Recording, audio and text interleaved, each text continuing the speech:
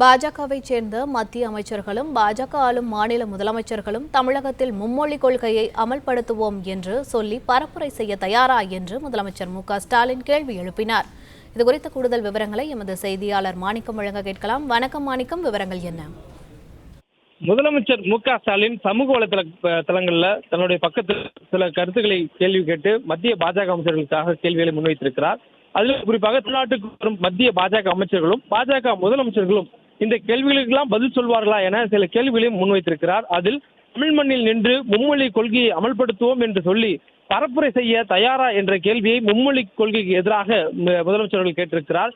மேலும் நிதி ஒதுக்கீட்டில் தமிழ்நாட்டுக்கு தருவது எவ்வளவு, பாஜகவால் ஆளப்படும் செல்ல குழந்தை மாநிலங்களுக்கு தருவது எவ்வளவு என்பதை வெளிப்படையாக அறிவிக்க தயாரா என்பதையும் கேள்வியாக கேட்டிருக்கிறார். மேலும் கிறிஸ்தவ தொண்டு நிறுவனங்கள் மீது தாக்குதல் தொடுக்கும் FCRA சட்ட திருத்தத்தை முழுமையாக திரும்ப பெறுவீர்களா அல்லது அடுத்த வாரமே நிறைவேற்றப் போகிறீர்களா என்ற கேள்விக்கு பதில் சொல்ல முடியுமா என்பதை முதலமைச்சர் அவர்கள் மத்திய பாஜக அமைச்சர்கள் மீது கேள்வியாக முன்வைத்திருக்கிறார்.